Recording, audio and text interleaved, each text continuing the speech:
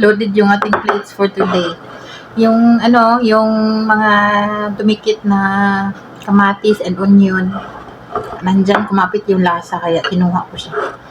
Walang tutong ng kanin kaya ito na lang. Masarap to eh.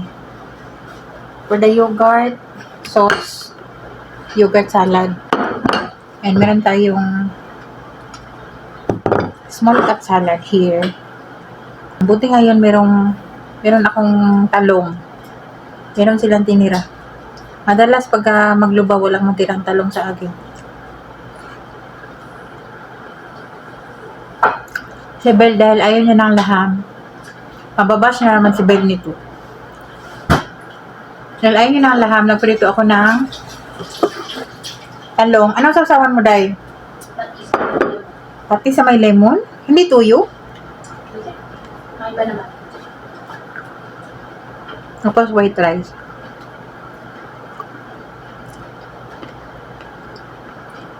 Nagprito ako ng talong aside. Nipalit ko kanina.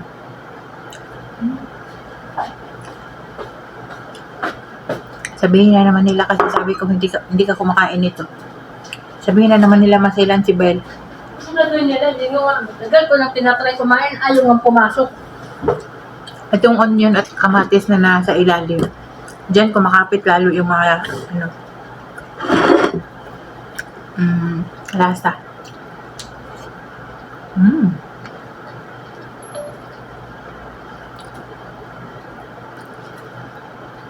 Talong.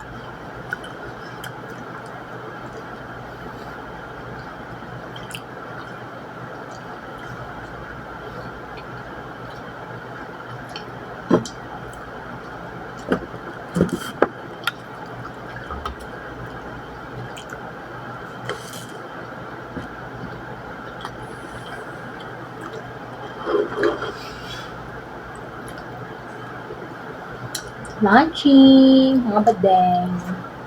Alam natin, pritong talong. Ang talong. Iba yung sausawan. Hindi Iba tuyo. naman. Sa ibang Kung ano ba? saan eh. Sa Cebu ba yun? Sa Bohol, parang meron akong narinig na. Yung tawag nila sa tuyo kay patis. Tuyo, kasi. So, anong tawag nila sa tuyo? Soy sauce. Mag-comment daw kayo dyan. Dahil ito ako. Ang patis ay patis. Ang tuyo ay tuyo. Pero bakit sinabi nila na, may napanood ako na vlog na, nilagyan ko na ng patis, pero tuyo yung nilagay niya.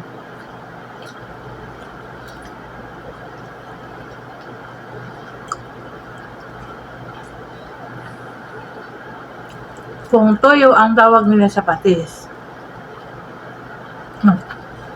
Kung patis ang tawag nila sa toyo, anong tawag nila sa patis?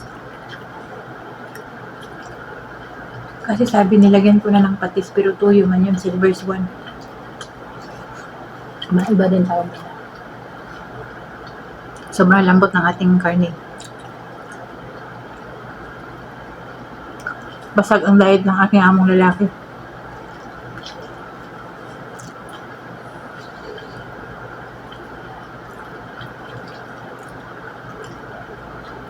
Sayang yung ehersisyo niya kanina. Dapat doblehin niya yun ngayon. Hapon. Bukas.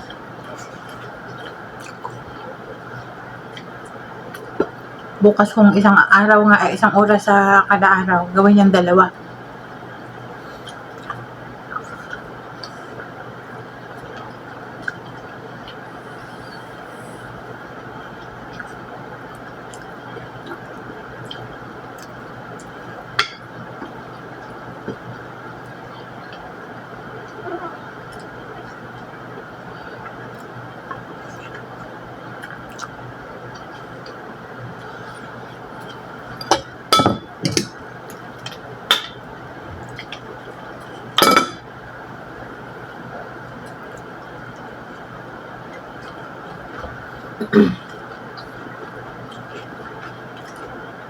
Ba't na, ito pala yung nasa ref.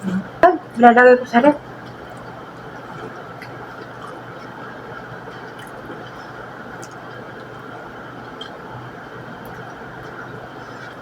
Sa kanya naalala.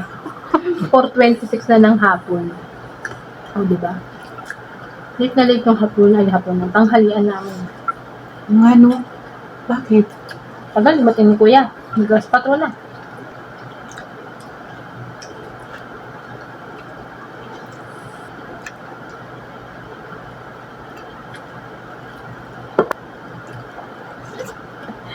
Nagkikrave pa sa maasim eh. Meron kasi ko.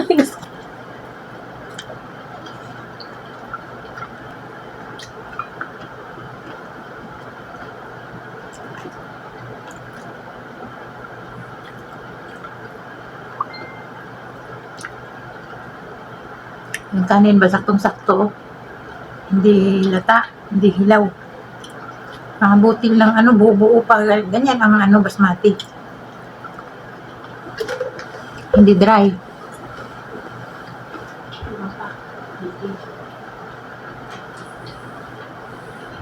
Sa lahat ng pagkain na may kanin, like samsa, ito yung magluba, ito yung pinaka-ultimate food ni Kuya. Ang amo ko. Ito yung number 1 ng food niya. Number 1 sa mga food dito, ganun. Kulang nga lang, ano eh, punuin ng talong. Pag ganito, mag-ano talaga yan. Magsabi talaga yan na dapat puno ng, ay extra eggplant yan. 2 linggo na sila nang hindi nagkain ng maayos, no? Yung nag-diet-dietan, parang nag-ano sila ng food. Parang kumakain man sila ng hindi diet food, pero sobrang less lang. Kung kakain sila ng kanin, parang ilang kutsara lang, ganun. Silang 3, yung dalagang alaga, yung amo kong babae, yung amo kong lalaki. Napansin niyo yung pagkain, sobrang konti lang yung ano.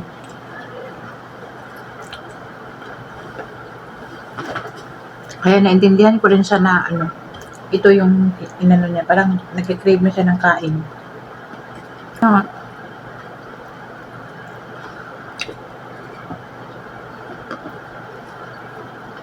Pero para sa akin, maganda rin naman yung ano nila ngayon. Parang healthy living ba? Nag-exercise, activities yung mga bata, ganun.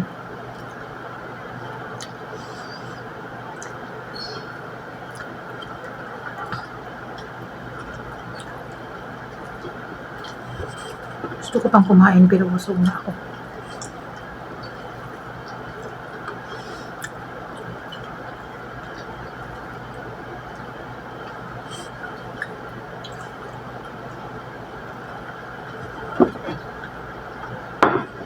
Buto ang natira.